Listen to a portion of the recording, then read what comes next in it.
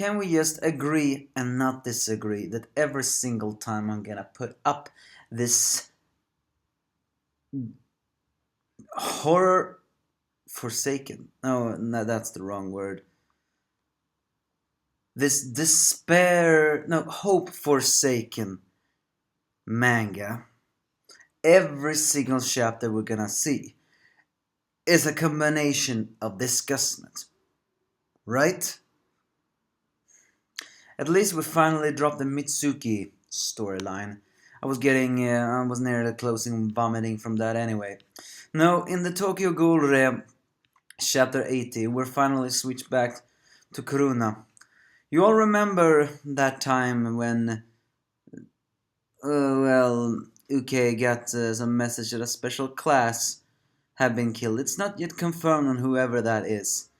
It's still not confirmed even if this moment as we see here right now is something that happened meanwhile. It's not confirmed, I don't think at least, if this is that. I mean, if it was, then I think we can all agree who the special class member is, and if it's him, then I won't complain.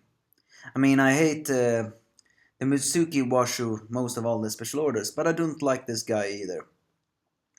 Either way, in this chapter,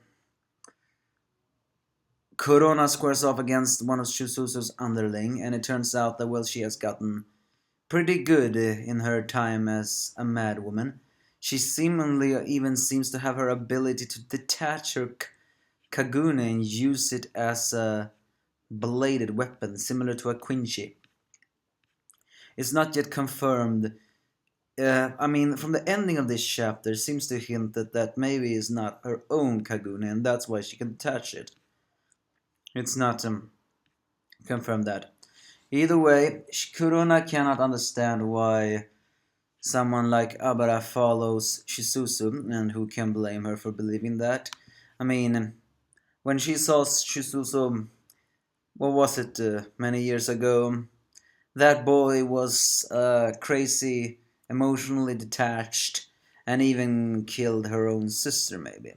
Or maybe, absolutely. So she doesn't understand why someone would follow him. But Shisuzu changed during one of these years. First, loyalty is of no matter to a underling to superior. Second, Abara is filled with loyalty. And third, Shususa, as his real name was, will never abandon his underlings. Proving once again just how much that psychotic kid had changed. He even changes more in his fighting styles, that even though he still uses Jason and Kuruna dodges that, Shusuya just throws knives that Kuruna cannot dodge but take in her head anyway, even in her other eye. It seems that this coat or whatever she's wearing, and it seems very likely that she's wearing nothing underneath that coat. And that would be sexy if it weren't for the fact that it's extremely disturbing on what she has under that coat.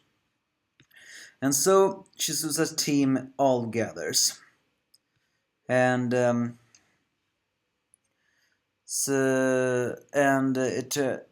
this moment that Shisuza cut open Kurona's well, I guess you can say stomach shirt, revealing that not only do that girl have small breasts, in fact she has so small breasts, I'm actually beginning to wonder why she has that. Why she has such small. But that's not the important thing. No. You all remember that we saw her in the return. She was seemingly talking to her sister. And she has two kagunes in her head. She's an artificial one-eyed ghoul. So the fans were already brimming with, do you tell me she took her sister's kagune as a tragic keepsake? And it seems like, no, she did not only do that. Somehow, somewhere, well, not somewhere, we know what we saw, but somehow, it seems she believes, or she really has, merged her sister with her own body.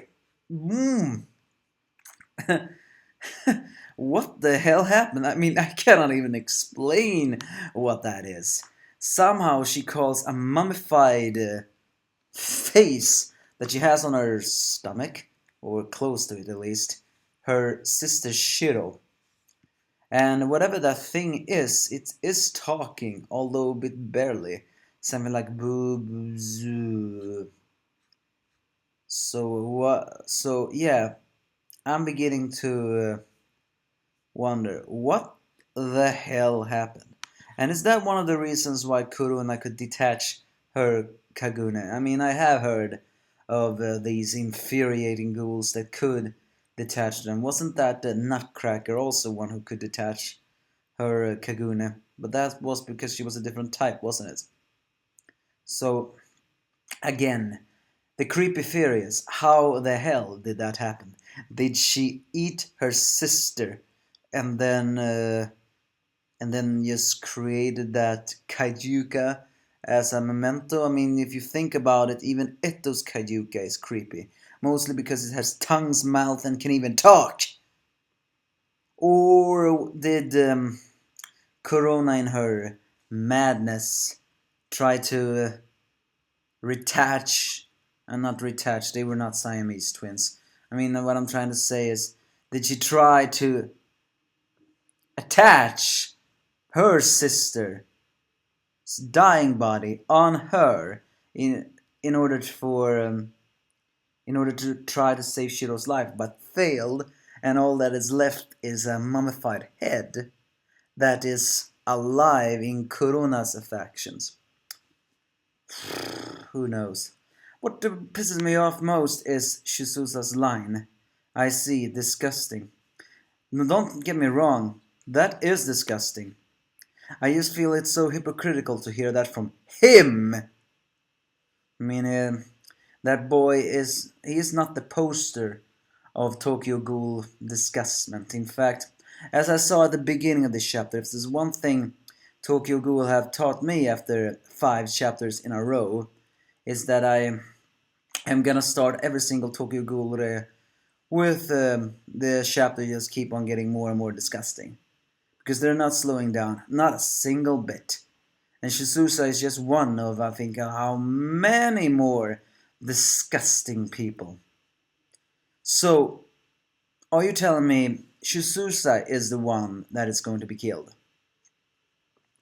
I mean, the fact how Corona is, I wouldn't actually want to see her to live either. But that's out of pity, nothing more. So, if Shizusa is the one that's gonna be killed, then fine by me. It's not like that boy is gonna be mattered so very much more in the story anyway. At least not that what I think. But if it's not, are we being trolled again? I mean, again, it's not confirmed if this is what happened between that other breakdown. Give me your thoughts, if you have any. Mostly also what you think that mummified head is, some how that even happened.